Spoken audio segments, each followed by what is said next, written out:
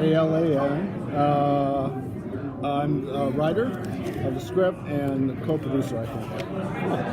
You think? Yeah, I know. Okay, cool. And, So for your last project, was this something that you had pitched or sought out to do, a Suicide Squad movie? well, in a way, yeah. I wanted to do one more before I left. And actually, there's another one down the pipeline that I wasn't expected to work on, so this was supposed to be my last one. And anyways,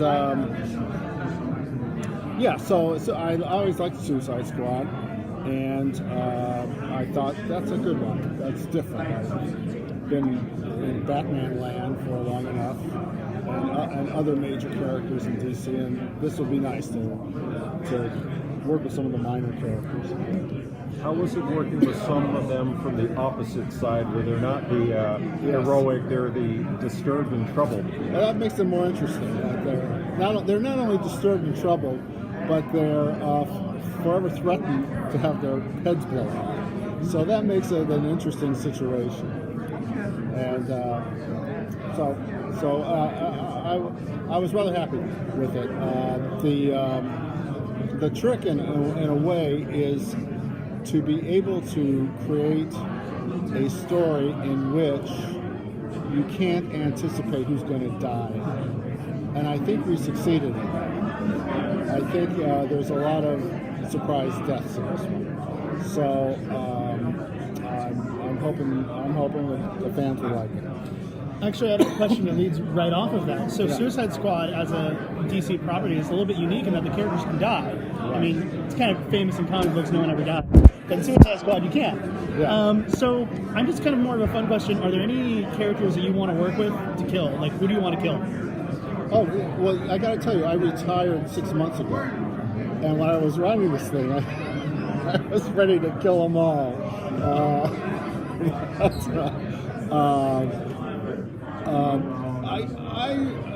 There's plenty to kill on that one, and when they're killed in Suicide Squad, they're really killed. I mean, how are you going to reform that head again, on that neck? But your question is, who would I like to kill, or? I would love to kill the Joker once and for all, but that's never going to happen. And even in this movie, you're going to see these guys come back somehow, some way. So nobody ever dies in comic books. There's always a trick to bring them back. But maybe they'll die in the Alan Burnett league in this Alan Burnett bunch of stories here, and they'll start over again with a whole new Batman, a whole new Superman, and then a whole new Justice League. You never know what's going to happen.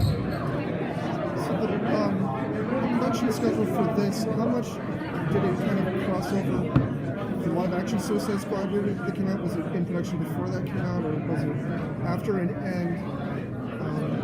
So I'm wondering if you had seen that movie inside, if there was anything in that movie you didn't like or something, that maybe you said, let me tweak something and respond to it in this animated movie. Well, one of the things about the Suicide live-action movie is you sort of were prepared for the guy who's going to die, and then he dies, and then the rest of them probably aren't going to die. I think we made this when we started working on it, when the Suicide Squad movie became a big hit. And it was natural that they were going to make another one. So we like to be on those coattails. And so that's how this one, I believe, started. Talking about the animated Suicide? No, I'm talking about the live action. Yeah. The animated Suicide Squad was based upon the game. So this is a little bit, this is another universe. And that sold well, so they wanted to do another one. And they had the next movie planned to be coming out, so it was natural that we would do another Suicide Squad movie, DVD.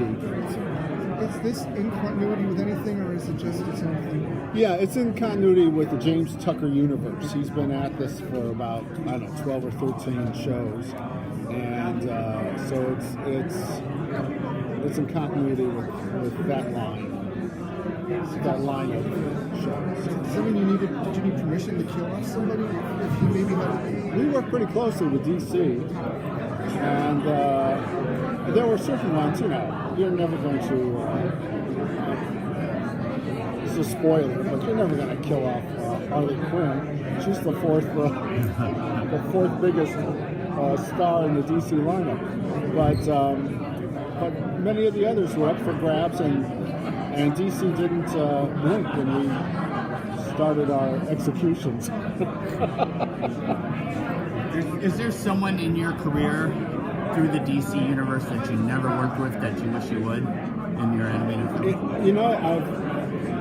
I wish I could have worked more with Deadman, and I worked on a serious version, a villainous version of the Metal Men, but I would have enjoyed doing something with them the way they were when I was a kid. And I've just covered an awful lot of it. I really have. So it's not, I don't know what's left really, that I haven't touched in some way, shape, or form. But they're a great group of characters. This was fun because 90% of them I really hadn't dealt with.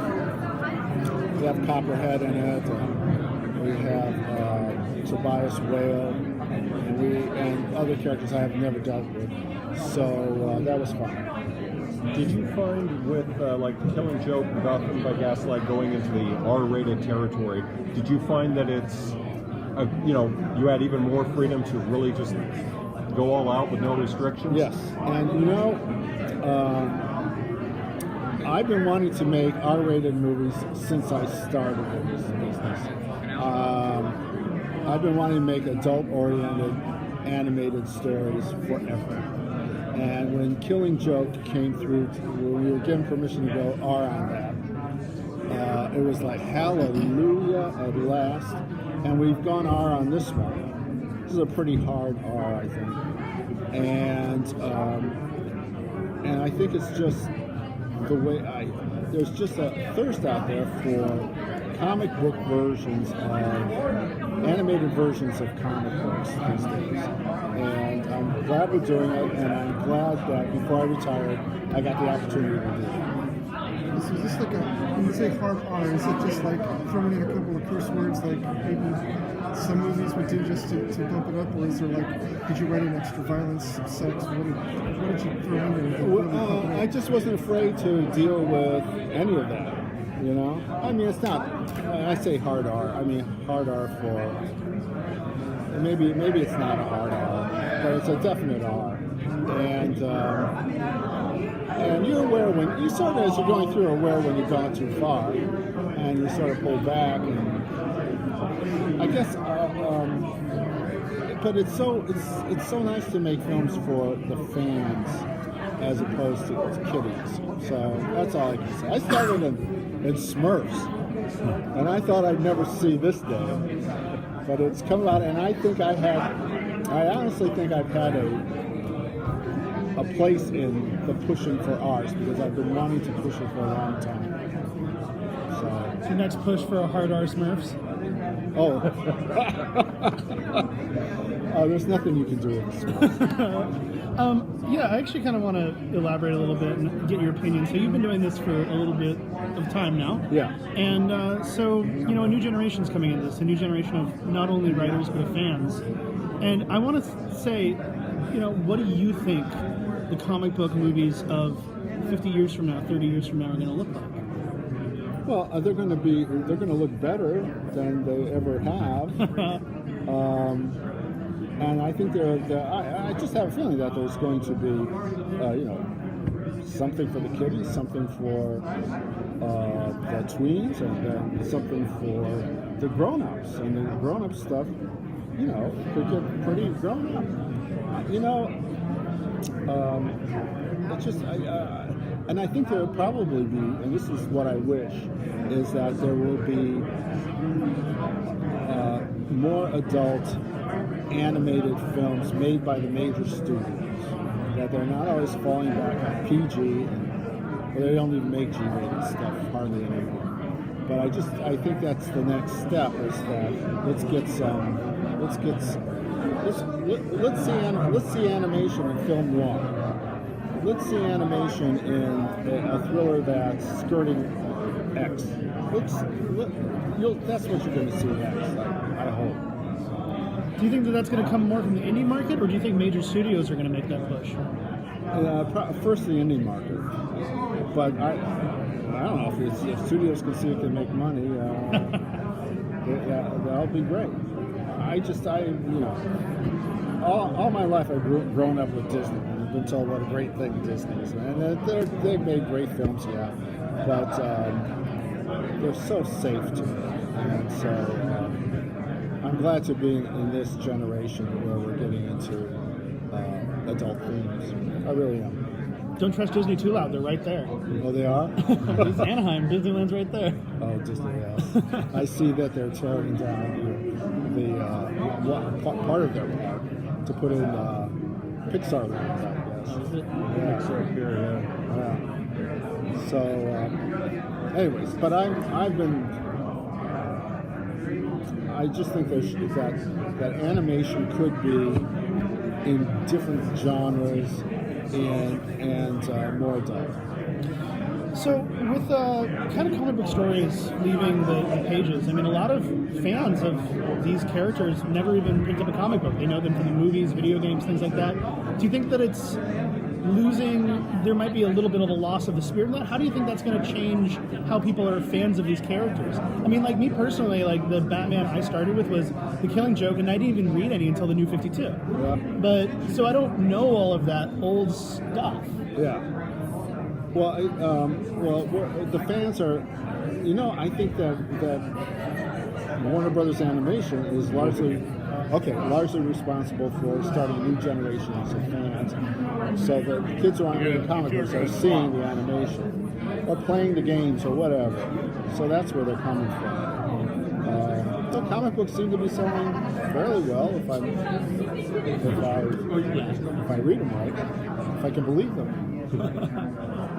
But anyway, so they're going to move me. All right, good.